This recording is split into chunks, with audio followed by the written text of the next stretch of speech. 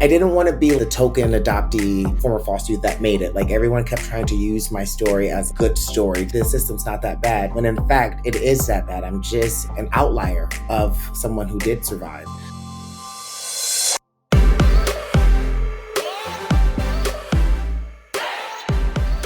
Hello, and welcome back to Care So Much. I am so excited about today's guest.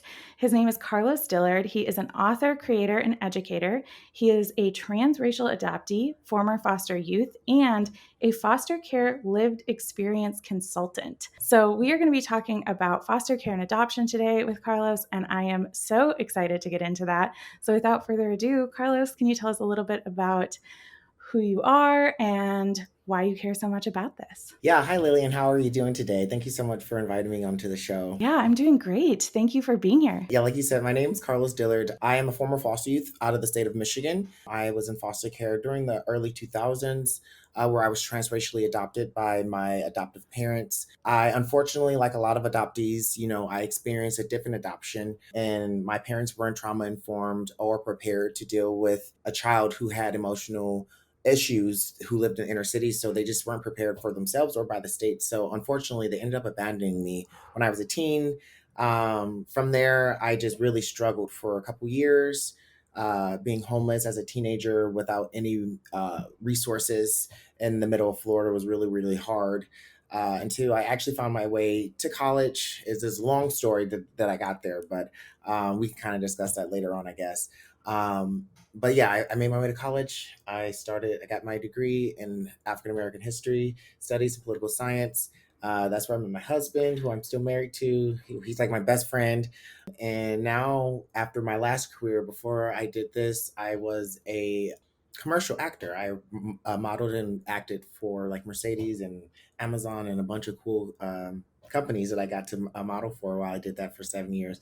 And I took that knowledge of media and commercial and producing, and I just thought like, hey, there's no one talking about foster care and adoption. So that's when I started doing lived experience consulting. I started doing my own podcast about adoption and foster care. And TikTok rolled around when the the pandemic came, and I was like, hey, this is a perfect platform to use to talk about foster care and adoption and give it and highlight it. And that's what I kind of do now is I use TikTok to really educate people on the darkness that can sometimes happens in foster care and adoption. It's pretty apparent and obvious from the life that you've had, but I'm curious as to what it was that motivated you to sort of correct people's misunderstandings about foster care and adoption. What made you go, this is something that I want to explain to people? As I became more successful throughout my career, and I would tell people about my experience, people would say like, "Oh my gosh, like I'm so glad like you made it." And a lot of people were aware that there were kids that were being abandoned and traded on Facebook and being abused, even in adoption situations. But no one was really doing anything about it. And the thing that really made me fearful was the things I went through. I just know as a human being, they changed me, but it also took a certain type of human being to get through that. I knew not everyone made it through. Because I didn't want to be like the token adoptee or former foster youth that made it. Like everyone kept trying to use my story as like a good story to make themselves feel good or to say like, oh, the system's not that bad, when in fact it is that bad. I'm just like an outlier of someone who did survive. So I started doing research on statistics and seeing how adoptees have a higher rate of mental health issues and are 4 times more likely to unalive, and like the drug issues that we have. And when you really start looking at the cycle of poverty and the cycle of abuse and how it's all connected with former foster youth and adoptees, I started researching that. But then every time I looked up adoption or anything, it was all about like people's adoption journeys and how it was so beautiful. And I was like, it's not matching because everyone's saying it's so beautiful, but the statistics and the numbers and the results that we're seeing in real life aren't matching. So I was like, okay, so I think someone really needs to start telling the truth and unsugarcoating the truth. And I have this phrase, always shine your light. And the reason I say that is because there's a lot of dark truths. And if you just shine your light on the truth, people have no other option but to see it. I just started doing that. And that's kind of why I show the truth. And a lot of people think that I hate adoption or I'm anti-adoption, which it depends on what type of adoption. I'm anti-privatized adoption because I think that's pretty much human trafficking. But I'm not anti-adoption. I'm pro-family preservation, and I'm being Mm-hmm. pro-child centered, which means that there are other options like permanent guardianship and conservatorship that don't change the child's identity. So I've also noticed just in the last 2.5 years of doing this professionally, a lot of people don't know, like just simple stuff that I guess I didn't know either until I started doing my own research. So Mm-hmm. Honestly, I've learned a lot of those things from watching you on TikTok. Like a lot of those things that you're talking about were like totally brand new information to me. And there is this very specific narrative around the idea of adoption and this romanticizing of it as this family building tool. Why do you think that is, that people want the story to be that way? And why do you think that is potentially harmful? just like a lot of things in America, it's the biggest marketing scam. Mm-hmm. If you look at things like diamonds and Coca-Cola and other things that are literally like projected onto us, diamonds are literally just useless stones that some people told you that are worth something. Like they really aren't worth anything, Mm-hmm. but they have to sell these diamonds. What's the best way to sell something? Get emotional, tap into people's Mm-hmm. emotions. And that's why I think adoption overall has been sugarcoated and seen through a rose filtered lens, is because they need to sell it. They need to sell children. That's literally, if you look at it, they're not, especially when it comes to privatized adoption, there are different prices for different races, different prices for the mother was a smoker, not in my, I mean, just being a human being, there should never be a price on humans. But people don't know this. All they know is like adoption is beautiful and it Mm-hmm. saves children. And it gives them a better life. And I always say adoption doesn't give you a better life. It gives you a different life, because different is not always better. For all of this, it's like I want to center the child.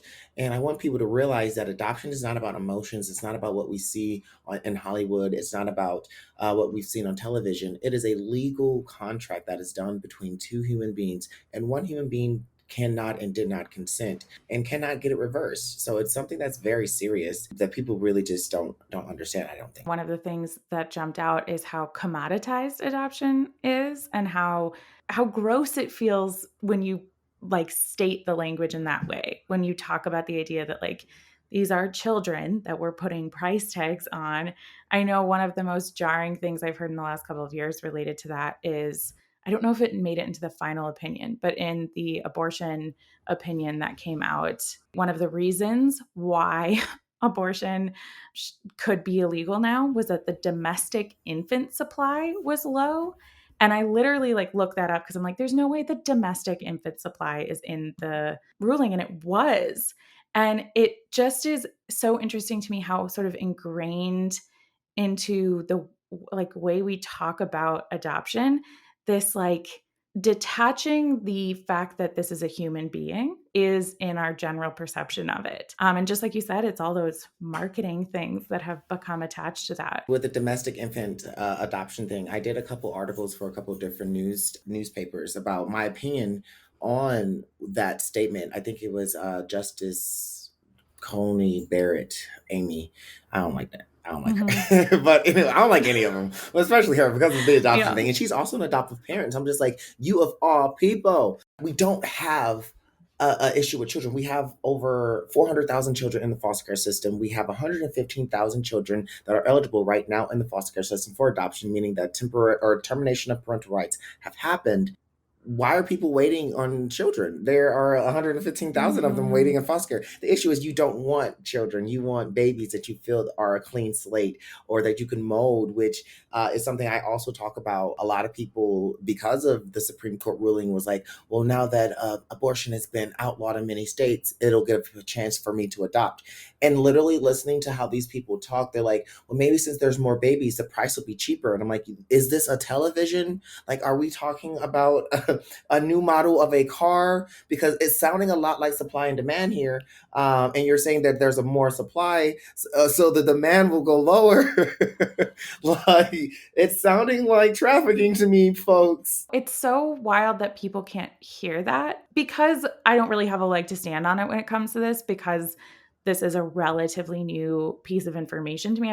It's just not been something I've thought about before. I fully believed the narrative that was out there. So it's amazing to me that I missed that. That like you can't, that people don't hear it when you put it like that. Like it's so I have obvious. this one, I do TikTok lives where I do these different prompts. I don't know if you've ever been in one of my TikTok lives, but I do these prompts that are jarring. I will say they are jarring, but they're purposely for jarring because when you're going through the FYP, just scrolling, like I need something just to grab your attention. I want you to stay here and listen. And one of my prompts is adoption is slavery. That gets Mm. everyone because they're just like, what do you mean? I'm an adoptive parent. I'm not, are you calling me a slave owner? I'm like, no, no, no. And I always ask if I can play a game with them. And this is the game that I play. And they always come into my life, and I was like, "Can I play a game, Gork, so I can explain to you why I say this?" And like, they're always like, "Yeah," because they're like, oh, you're never gonna show me, right?" Mm-hmm. And I said, "I'm gonna describe something to you, and you let me know what I'm talking about." So I say, I'm a human being, and I'm interested in acquiring another human being. I either will get this from my nation I have here, or I'll go across to another nation. I could spend upwards of $60,000 for this human being. I'm going to take them from their country or their state or city. I'm going to bring them back to my hometown, change their first and last name, change their birth certificate, change their cultural identity. I'm going to force them to assimilate to whatever religion that I'm currently practicing. I'm going to force them to get rid of all of their biological connection. And then if they're not happy, they're just stuck here. What am I describing? Oh, it's both. Oh no. And then whatever they say, they usually say slavery. I'm like, no, I was actually describing adoption. But the gag is, it's literally both. And Mm-hmm. when I say slavery, people think I'm talking about American cattle slavery, or chattel Mm-hmm. slavery, and I'm not. It's the process of slavery, of removing someone unwillfully without Mm-hmm. consent, changing everything about them, identity, name. People don't even realize our birth certificates are changed. There is like, and it causes so many problems, especially for international adoptees, because you can be adopted and your parents may not have. I have interviewed so many international adoptees who were either they were almost export or not exporter. Oh my god, that sounds horrible.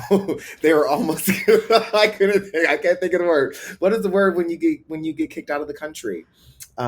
Is it exported?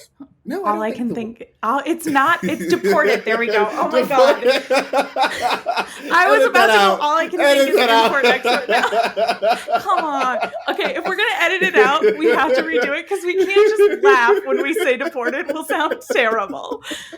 You might be able to keep that in because We'll this is, leave and it. also listeners, this is my personality. Trauma really, I laugh through my trauma, and this is the only way that you can have these serious conversations, is to kind of put a little humor into it, because it trauma. If you ain't gonna make it through if you don't laugh. But Mm-hmm. deported, a lot of people are deported.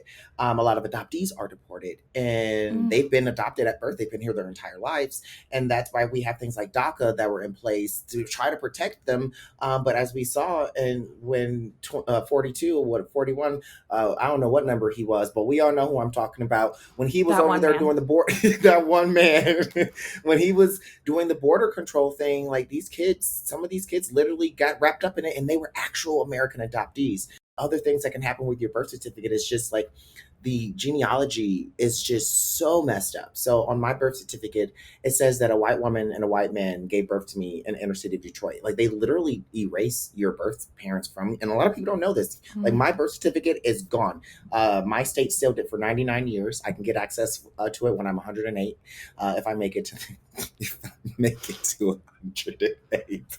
I believe in you. If anyone would live that long, you would. You'd do it. Right? Just out of spite. Just out of spite, just so I can get my original birth certificate. The issue that draws is whenever I'm doing my family genealogy, that creates an issue. My family tree is literally ridiculous because I have my adoptive family tree and my biological family tree, but legally, if you like look up my legal family tree, it's going to go up my adoptive family's family tree. And some people say, well, what's the problem with that? And if you're an adoptee who chose this, who consented and had informed consent to change your entire identity, there's nothing wrong with that. But I wasn't that adoptee. I was a young kid who didn't know that all of that was going to happen and that all of this was permanent. And I also didn't know that adoption was something that I could not get out of. There's no Mm. adoption annulment, there's no adoption reversal. Um, those people are my legal parents until I get me and other adoptees can fight for adoption annulment, or I can go readopt myself like a used car to someone else just so I can legally get away from them. But that doesn't take me back to my original birth certificate. That just Yeah. puts some new strangers on my birth certificate. So it's Mhm. just, there's so many issues with adoption that people really don't understand or see, and that's why I take the time to explain them. Something you've mentioned a couple of times is this idea of child centered. And I think that was really eye opening for me when I first heard you talking about that because it makes so much sense. It's so obvious that the child in foster care, the child in adoption should be the person that we're thinking about. Well, I don't think it's just a foster care and adoption thing. I think it's an American societal thing. Children are possessions, even for Mhm. biological families. Like they think that they own their children.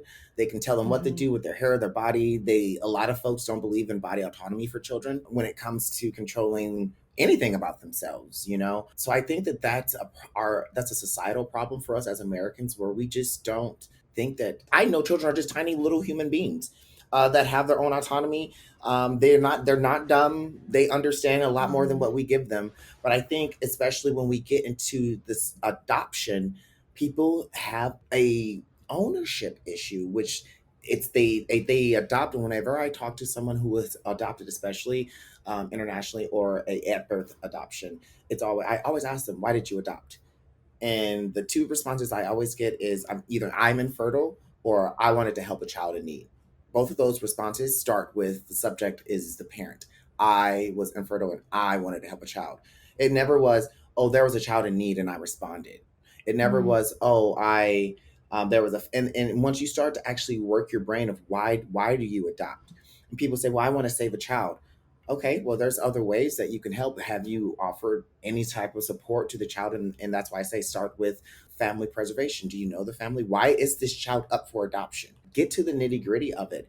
But most people automatically just think like, oh, adoption is beautiful and there's no reason. And then on the flip side, biological parents are all like these evil people who are crackheads, who are like who left us in a dumpster, which, I'm not saying that doesn't happen, but it's so funny because just like adoption has this rose centered glass, biological parents have like this Mhm. cloud, and they're just like just evil Mhm. people. And I'm like, how can you how?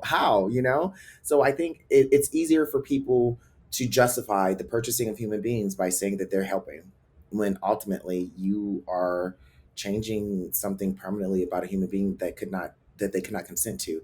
I always ask people, what's a proper age for a child to consent to marriage? Honestly, my gut check is like 25, but I guess technically 15 or not 15, like 6. 15. I'm sorry, 15. 18.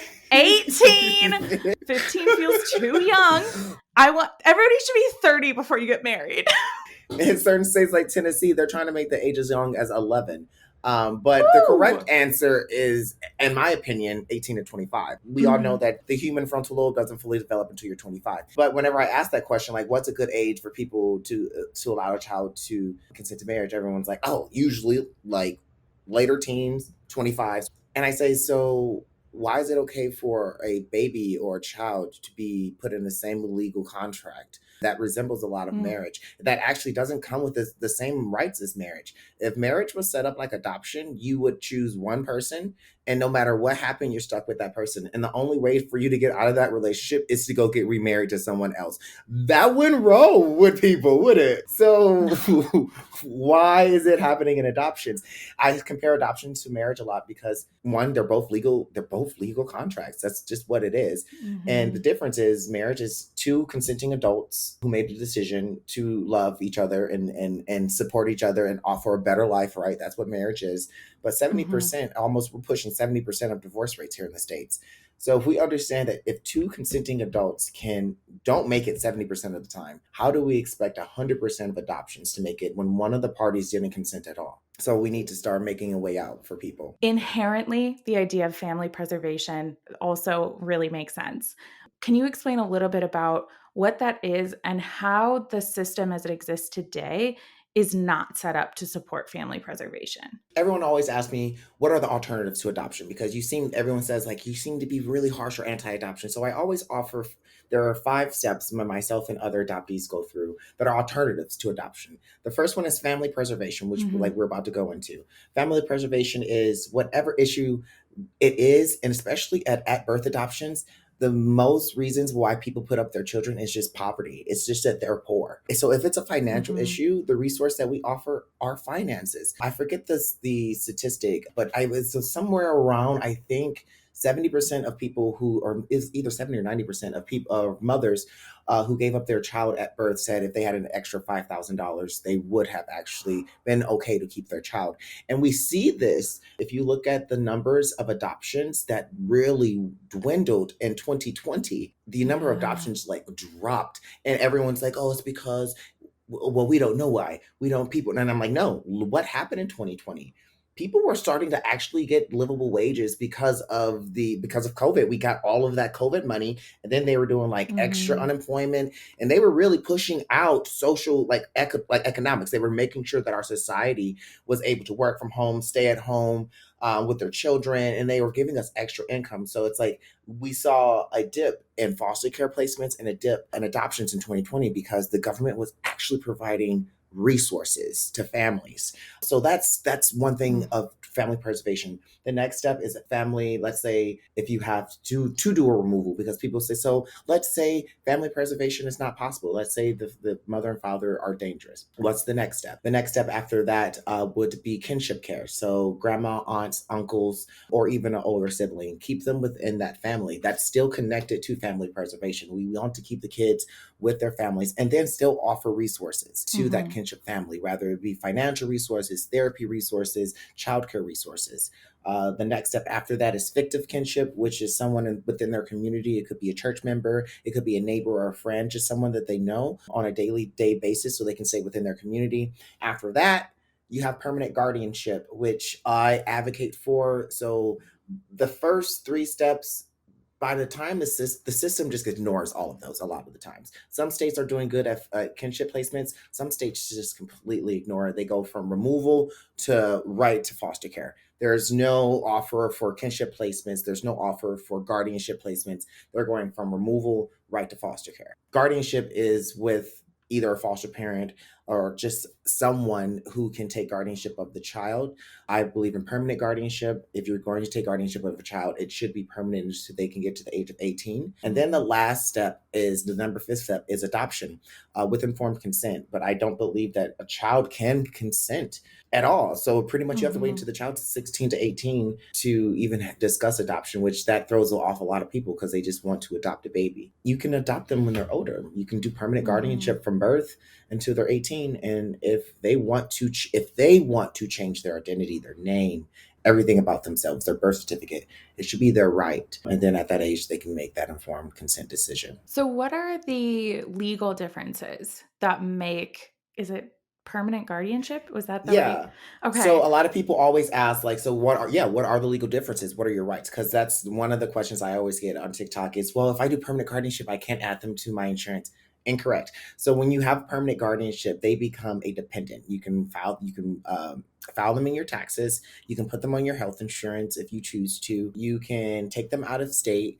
And you also have to look at if this is permanent guardianship through a private placement or through foster care. If they're a permanent placement through foster care, there are some rules and regulations, like if you have to get permission from the biological parents to go out of state. But a majority of the times, those rules and regulations are very well written out in your court order for your permanent guardianship placement. And you know what to do to remain those orders. The actual legal differences is they're almost identical. You are, by all purposes and means, the person's legal guardian. The only difference is the child retains their birth certificate, they retain their last name, they retain their birth rights and to their next of kin with their biological family. But everything else, it pretty much is the same. You get to raise the child, and yeah, so that's why I really tell people the only reason for adoption, truly, people say, well, I adopted to make them feel like they're part of the family, to Mm-hmm. concrete it. I'm sorry, a piece of paper does not concrete a relationship. And in fact, I was adopted and I was left on the street. So what did that concrete for me? you know? The negatives is, and I'm going to talk about this from a lived experience of being a former foster youth. If you adopt a child out of foster care, And that's great. A lot of people say, like, there are, like I said in the beginning of the show, there's 115,000 kids in foster care up for adoption. I believe that you should do permanent guardianship until they can consent, but there are benefits that come with aging out that children get. Like, you get Mm-hmm. healthcare, you get school scholarship funds, and I think most states do. Local states colleges are free. You get living assistance, housing assistance, and when you adopt, a lot of those benefits and stipends stop. So you really have to consider, like, if you're going to adopt this child, are you going to be able to pay for their health care, their mental health? And especially if they're coming from foster care, they might need some inpatient Mm-hmm. care. Are you willing to put $25,000 into their health care? Or is it more beneficial for them to remain a ward of the state while they get that health care, while they get their college, while they get all of these benefits that the state provides? And then after they're 21, 22, and they've gotten all the benefits, they can turn around and do an adult adoption, which I love when people do that, because it's just like, that's true consent. When a person's like, hey, you've been here since I was like Mm-hmm. 5 years old and I'm not going anywhere, and that's the Mm-hmm. adoption that I support, is a truly consentful adoption that is well informed. One of the things that I'm hearing from you, because this is such an emotional thing for so many people, is that the difference between adoption and permanent guardian is primarily a legal one. That we treat adoption like it's this emotional term when it is absolutely a legal term. It's literally a legal term. When I tell people it's a legal term, it's literally a legal term, and it's a legal process that happens. Just like marriage. When people Mm-hmm. say marriage, it doesn't mean it's a happy marriage. It just means that they're legally married. Like, it's just a legal Mm-hmm. marriage. That's why I want people to start to get out of that. Oh, adoption is beautiful and it's so great. Adoption offers a different life, not always a better life. And the Mm-hmm. things is, you lose a lot and you don't gain much. That you already should be getting with. Even, I don't need if you truly love a child and you're a child center, it does not take a piece of paper that will take everything from them to truly, like if you truly love a Mm-hmm. child, you would not take everything from them. You would not take their name, you would not take their culture, you would not take their identity. One of the most hurtful things that has ever happened to me in my life, my mom and my sister died 2 years, 3.5 years ago, 4 years ago almost now, in a car accident. And I was with my brothers at this really emotional time. And I fortunately was the one who was like, paying for it, because my brothers have always had financial problems, and I didn't have an issue paying. It's my mom and my sister. But we did, there was, I have a limit, and my brothers just don't. They just think that I'm ATM, and it just keeps going and Mm-hmm. going and going. So at one point, my brothers wanted a funeral and a burial, and I said, hey, we have to do either or. That's just how the budget is. And my brother tells the funeral director, he goes, well, Carlos really can't make the decision because he's not legally next of kin, so it doesn't matter what he wants. And the guy looks at me, he goes, well, what do you mean, you guys are brothers? And he goes, well, Carlos was adopted as a child, so he's legally not next of kin. And the funeral director looked at me, he was like, is that true? And I was like, yeah, I was adopted when I was 9. And he goes, well, excuse me, Mr. Dillard, can you please exit the room while I discuss this with your brothers? And I was like, yes, but I will be taking that credit card though with me. Thank you very much. And y'all can discuss away. Yeah. But to this day, I mean, it affected me and my brother's relationship for years. We just got back on track. But like, to have a complete stranger tell me that I am not my mother's or my sister's next of Mm-hmm. kin, and I couldn't make any decisions, that wasn't something that I was told. And that was Mm-hmm. kind of like the initiation of me doing this work. I was pissed. Like, I was pissed. Like, no one told me that that would happen. It is so upsetting to be told that that is the person that gave birth to you is not your mother. Like, it is so upsetting. That idea of trauma informed, and that a term I've heard a lot is the idea that like adoption is trauma, that this experience is trauma, and that kids have often gone through some level of trauma prior to being adopted. What does that mean for somebody who doesn't know, and why is that an important thing for parents who are for people who are considering centering a child as part of their lives, and they are going to be that permanent guardian or whatever it is for a child? Yeah, that's a great question. When I say adoption is trauma, people say, well, even though some adoptees will say, well, I had a great adoption and my parents are great, and they saved me and they Mm, they offered me a great life. And I was like, well, that's brilliant. Like that's what we want. If that's what we Mm-hmm. are, if that's what we are going to do. But the fact of the matter is, a family was separated for that to happen.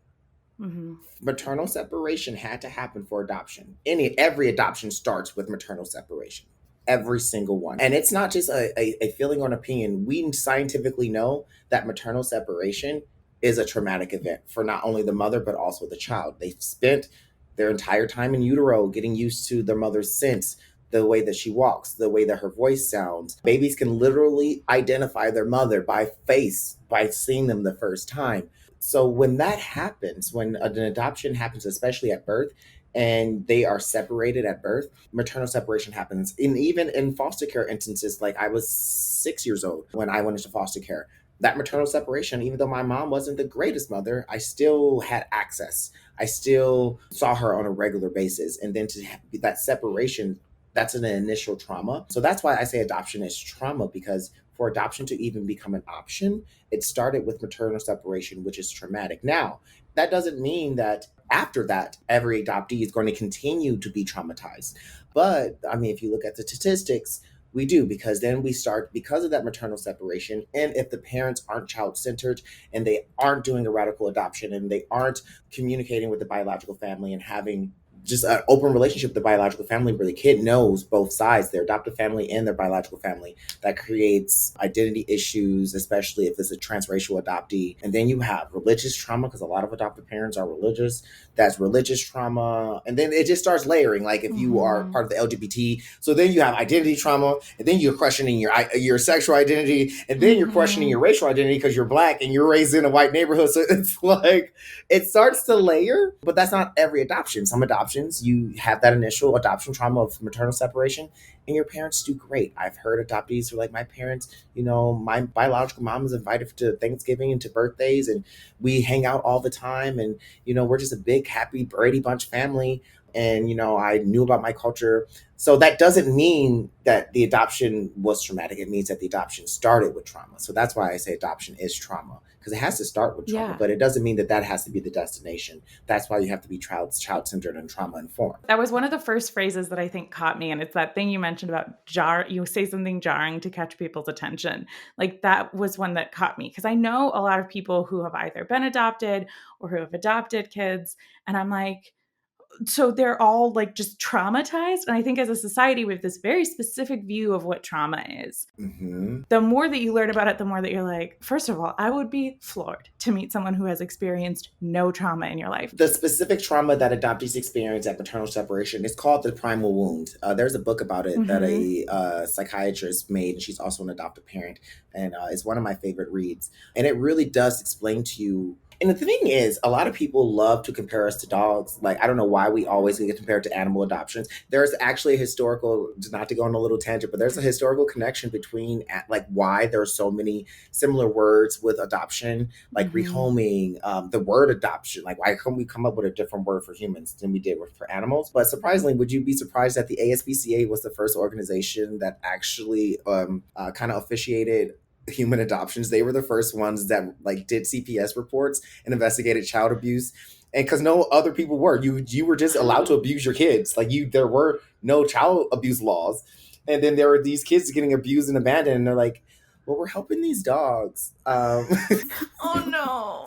So y'all can Google this. It's real. Let's just go ahead and help these kids too. So there's actually a lot of connection between adoption and human adoption and pet adoption, because the same organization started it. That's crazy. Funny thing is, people understand, even when you adopt a dog, like when you get a dog, you can't take it away from its mother before 4 weeks. Everyone knows that. Like, Mm, everyone knows that. Everyone's like, you can't take the dog away before 4 to 6 weeks. It's bad. It can die.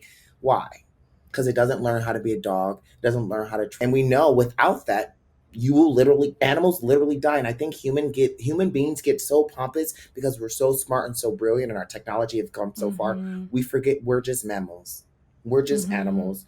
So just like a dog, and I hate to compare, because people hate when they compare Mm-hmm. adoptees to a dog, but since y'all love to do it, I'm gonna do it.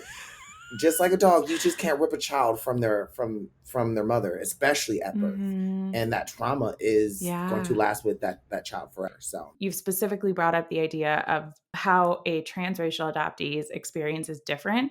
And within a lot of the things you talked about with the terms we use in the comparison to slavery and other things, the built-in racism within adoption and the foster care system, I think is something that is super apparent if you look. like I said, I studied African American history studies.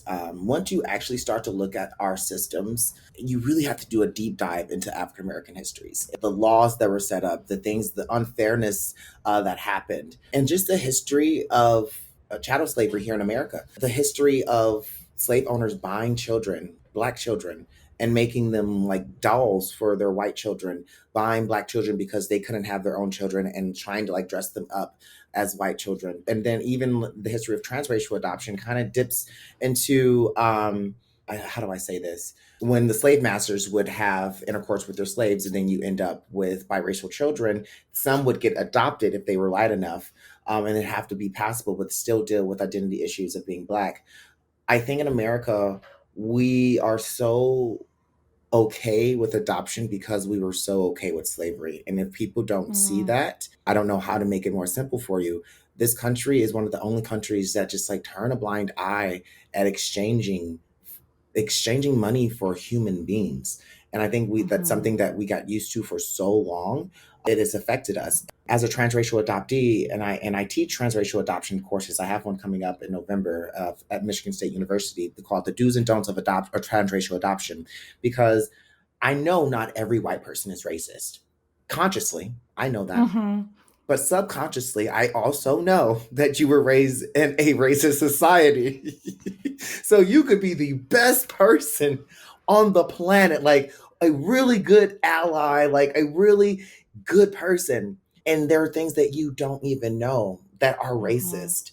On my platform, my a lot of my clients follow me on TikTok, and they're white parents who have adopted black children. And they're like, I would have done partnership guardianship if we would have found 2 years ago, but we didn't know. But now we're here. What can we do? And I really tell them, Mm-hmm. like, you need to really start looking into African American histories and unpacking your internalized racism, because that's going to affect your child. If you don't know about macro and microaggressions, the worst thing you can do as an adoptive parent, especially to a black child, is say, I don't see color. Because if you don't see color, you're not seeing your child. They are a Mm-hmm. person of color. They have color. If you're not seeing them, that means you're not listening to them. And it's not invisible. As a transracial adoptee, I also think it's important for people, if you're specifically going to try to adopt black children, is check your family. You might be not Mm-hmm. racist, you might be quote unquote anti-racist, but is the environment that this child is going to be in, is it safe? Is their school safe? Is the church safe? Is your own family safe? I grew up Mm-hmm. in a conservative household with Catholic parents, and you brought a homosexual black man into this, and I had racist uncles and stuff, like, and they would just say Mm-hmm. degrading things about black people right in front of me, like N words and anything that you can think, and then look at me like, oh, Mm-hmm. but you're not one of them. You're one of us. You're one of the good ones. Ooh. It tokenizes you and makes you question your identity, and that takes you back to that maternal separation trauma. And it's something to really be conscious about. You have to be anti-racist to even think about being a transracial adoptive parent. And even then, there are things that you are never going to be able to do. And everyone's like, oh, Mm-hmm. I learned about their hair. Okay, hair is like a bare minimum. Okay, you took some hair classes.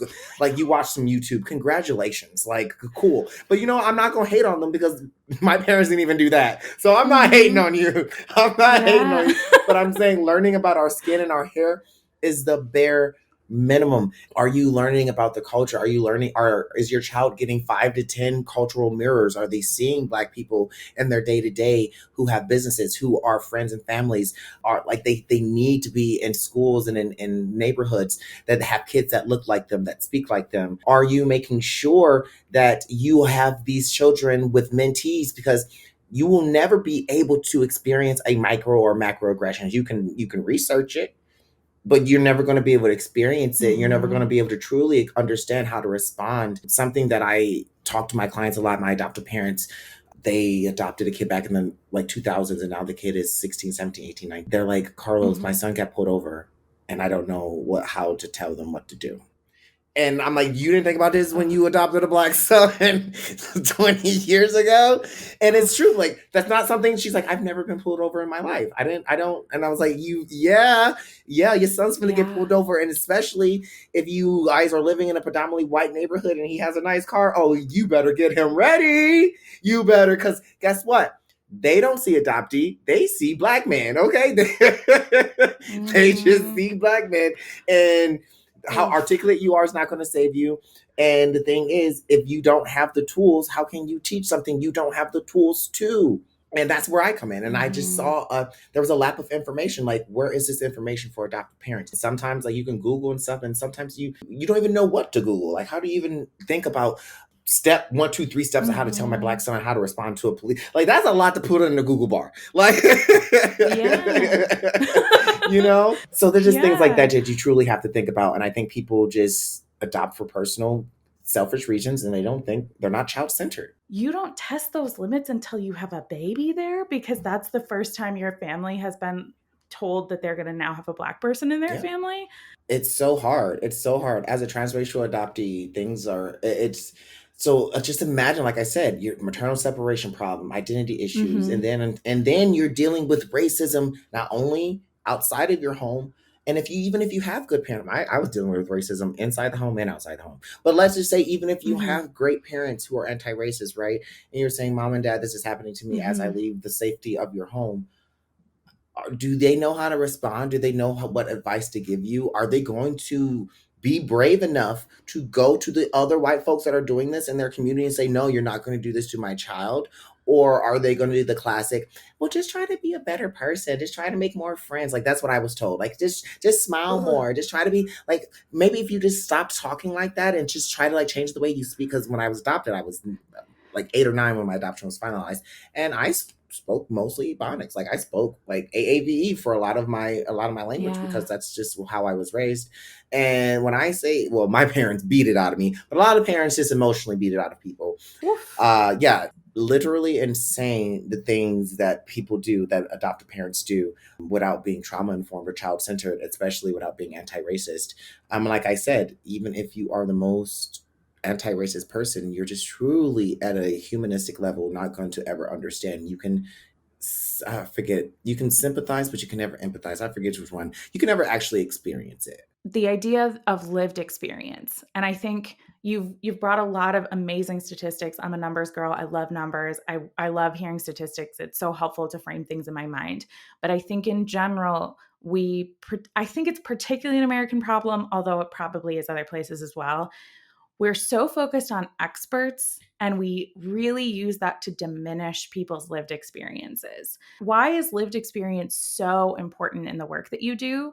Even myself, so I now work at a collegiate level, teaching foster care Mhm. financial literacy, transracial adoption knowledge, and I'm doing these panels and talks and conferences with doctors and people with letters behind their names that, like, I don't even know. I was like, what's a QPTSD? And like, what did you get a degree in? They're like, oh, I was in school for 16 years. And I was like, okay, wow. The thing is, what I've always noticed is, even like, they're knowledgeable. They've read all the books. I love how we Mhm. transition to that. Just like being a white person, you can never be black. Just like being a therapist or a social worker, you can actually never be a foster youth. So you can read as many experiences and books Mhm. and go to as many college classes and courses to get all of these degrees. But that's all of those experiences that you're learning on are from people like me. You had someone initially said, hey, this is what happened, for you to even get the statistics and the numbers. So that's what I discovered, that everyone wasn't excited to listen to the doctor with the PhD when I went to these conferences and when I do these speeches and TED Talks and stuff. They want to listen to me. And the reason they want to listen to me is, Mm. I'm not just sitting up there spewing off statistics. I can throw some statistics in there, but I'm actually going to tell you how it actually feels to be there. And nothing will ever trump lived experience. Now, I do think that there is a little bit when it comes to combining your lived experience with statistical knowledge, which is what I do. I take my lived Mhm. experience and then I look at the statistics and other examples of adoption and foster care and the knowledge that we have that's provided. That's how I make my classes. So I'm telling my lived experience, but then I'm backing my lived experience. For example, in my financial literacy course, I talk about like how you can help your foster youth, your adoptee, have a safety net and stay out of the cycle of poverty. Meanwhile, still showing you how I hit every cycle, every point of the cycle of poverty. So I was using my lived experience, but also sharing the statistics. So a lot of people, like you said, are obsessed with, I hate to keep bringing it up, but I think that that's also part of racism. Like it is part of classism. Like, oh, Mm-hmm. you can't know anything because you don't have a PhD. Yes, I do know a lot, and I'm very well versed in everything in adoption and foster care. And not only am I well versed at the laws and the statistics, but I have the lived experience. And you can't tell me. And I use this example. Would you rather have a person have a brain surgeon who's been doing brain surgeries for 20 years? Maybe he didn't go to college, but he's been doing them for 20 years successfully. He just started opening up people's brains. But you're not the first one. You're in year 20. Would you rather him do it, or would you have a person read a book for 20 years and then you be the first one that he tries? Who you gonna go to? I'm gonna go with the guy with the I'm gonna go with experience. the guy, even though he doesn't have a doctorate degree. He's been doing this for 20 years successfully. And the thing is, the guy who's been reading about it has been reading the the first guy's books or listening to his talk. That's where he's Yeah. getting his knowledge. So it's like lived experience will never be out trumped because you can never better experience than actually being there. It's so funny to me how in situations like this, where it is this like in racism, it's these social situations, it's this social justice thing, or in adoption and foster care, there's so much emotion in it and all of these other things.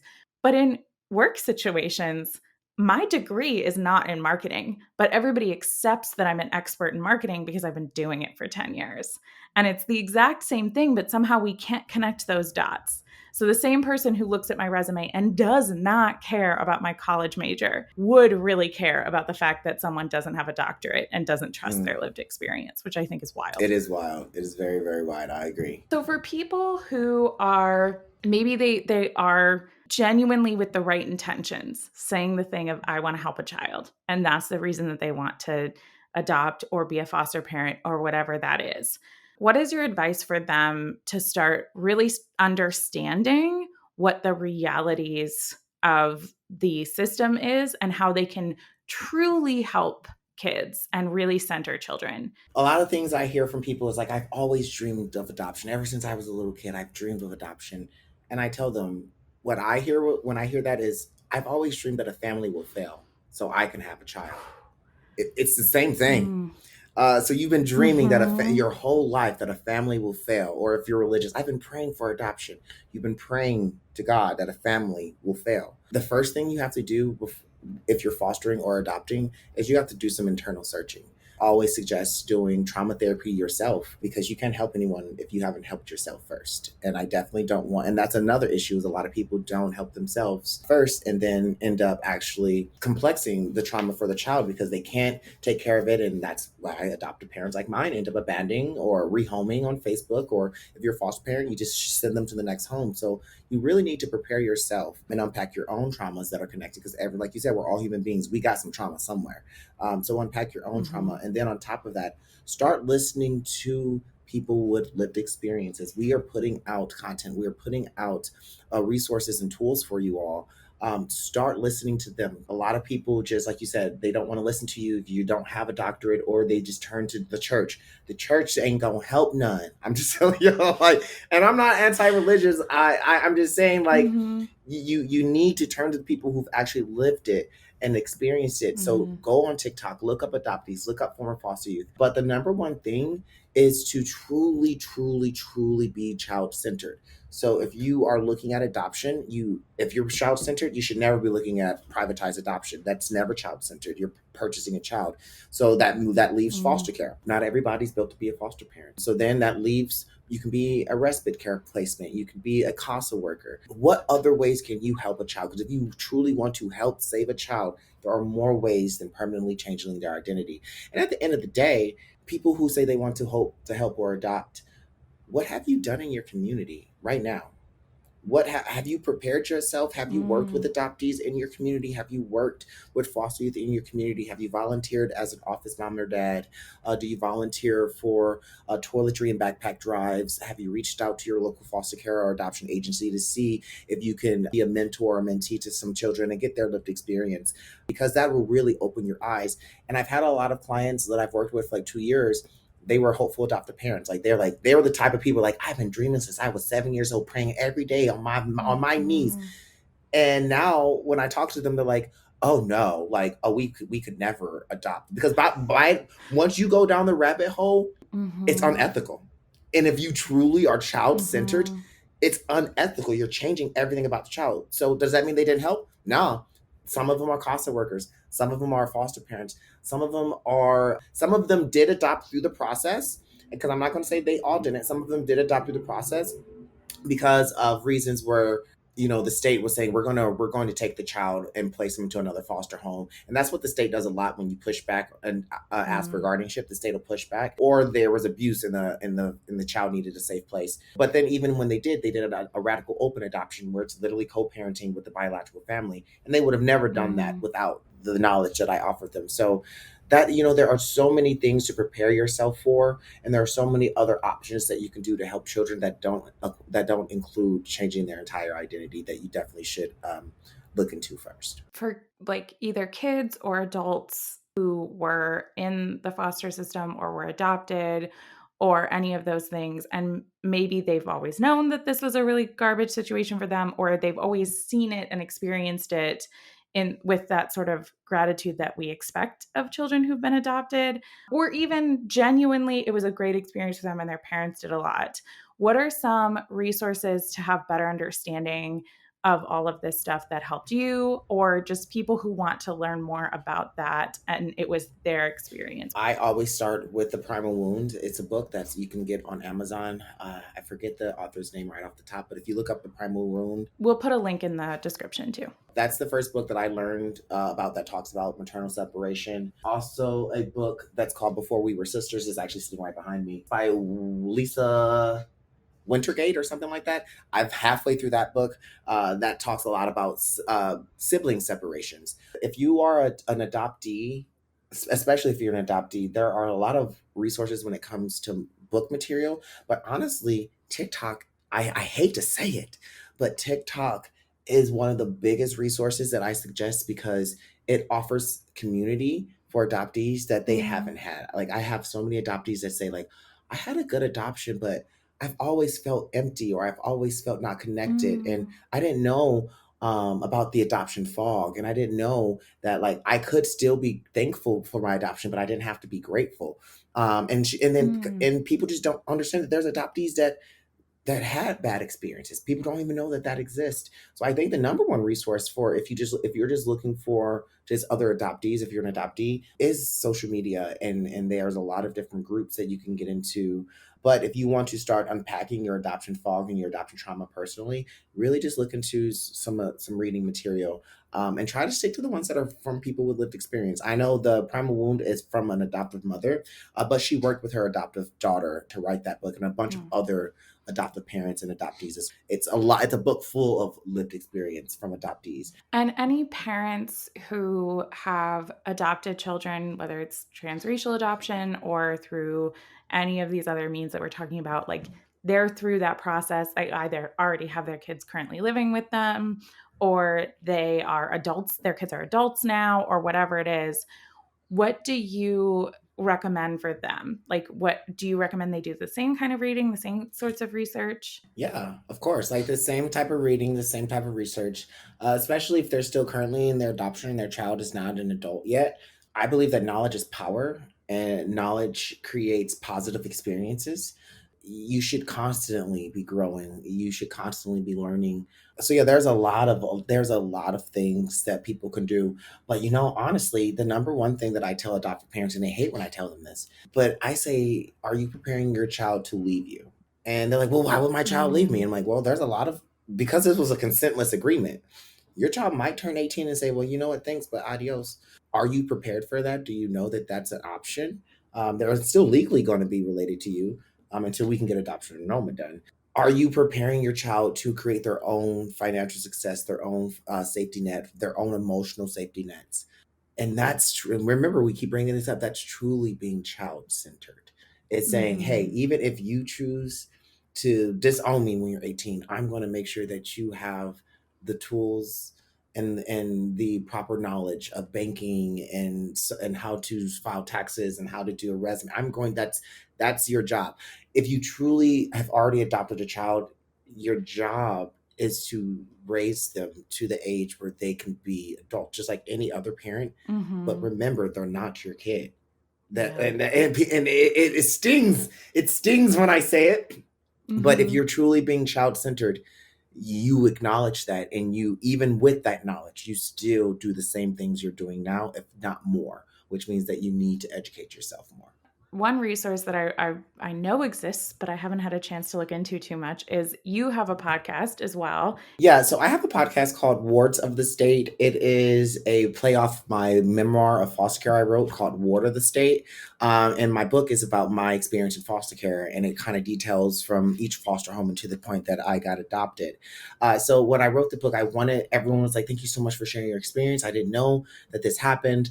And that's kind of like how we said, like, how did I get into this?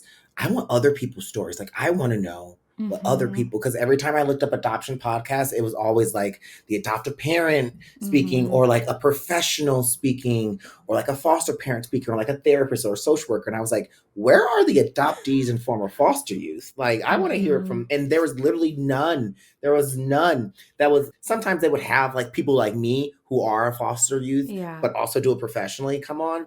Right. But not just like just regular people who just went through the system. So I created Warts of the State, and it has been such a pleasure and such a privilege to be able to share so many different experiences, because foster care nor adoption is a monolith. And I think, like Mhm. I said, knowledge is power. So the more examples of lived experience that we can hear, the better that we can actually take preemptive maneuvers and ensure that they don't happen again. So the podcast is really about people who are in foster care or adoption, even international. I have a lot of international adoptees come and share their stories as well.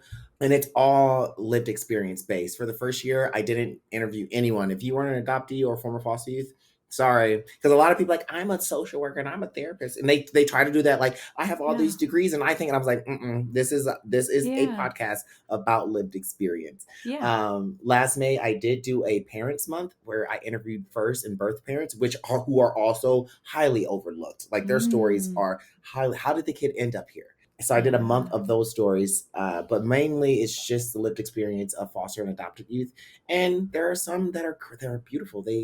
They were. I just interviewed Shiv. She had an amazing adoption. Her adopted parents were trauma informed and child centered, but they were also Mormon, and she experienced a lot of religion trauma. So it Mm. really kind of gives you, even like, kind of gives you an insight of, even if you're doing other things well, there might be some things you're overlooking. Yeah. And then what better way to listen to it than a person who lived it? Yeah, absolutely. That's fantastic. Well, that's obviously everybody's going to go immediately listen to your podcast. I know I am. What are all the other ways they can stalk you on the internet? Social media usernames are usually like the real Carlos Dillard, or if you look up the Ward of the State or Wards of the State, you're going to get to me, Carlos Dillard. If you go to my website, carlosdillard.com, it'll take you to everything that I do. Like I said, I do have some courses coming up that I always suggest foster and adoptive parents just take a peek at. TikTok is the best place. And I love TikTok too, because I do, like, usually every other day I do lives where I invite other people with lived experience on, and we just kind of chit chat, and we do those prompts that get your mind engaged, and just like the lived experience of other people. I had this one girl, she came on the other day, and she's like, my parents are great people, but I'm afraid to find out who I am. And I said, well, what do you mean? She goes, my parents have never treated me Mhm. wrong. They've never treated me like an outsider. I've had a perfect adoption, if you want to think it's a perfect adoption. But Mm. she goes, my parents are big Trump supporters, and they're anti Latino people. And she goes that she was adopted from Peru, so they know that she is Peruvian, but she says she's fair, and she favors, like, she's actually assimilated into whiteness, so Mhm. she's pretty much looks white. And she's like, I'm afraid to take a DNA test because my parents know that I'm Peruvian, but I'm afraid to show that I may not be full Peruvian. I might be like Mexican, and they don't like Mexican. So I was like, are you afraid to find out who you truly are? because you're afraid of denial from your parents. And that really truly broke my heart. But then that was something that I didn't think about either. It's like your political ideals, which everyone's entitled to their political ideals. But if you are a right-wing person who say these things, your child's going to hear it, and it literally makes them afraid of you. So there's just things like, even if you are doing everything else right, there's just things that you might be overlooking. So TikTok is a really good place to just get stories back to back to back without having to invest too much time to listen to podcasts and stuff. And it's also a good place to ask questions. I have adoptive and foster parents come up on my live and ask questions all the time. I can vouch for the fact that he's a great follow. I see his stuff all the time and get really excited about it. Thank you so much for coming on the podcast today. It genuinely is such a joy. If you are listening to this and you are like, wow, this was an amazing episode, I want to listen to all of Care So Much, I have some great news for you. We are all over the internet, Care So Much Pod, across every social platform you can dream of. And if you are out there and there's something that you care a lot about and you think that other people don't, or you think that your passion is something that should be dimmed, just know that I care so much.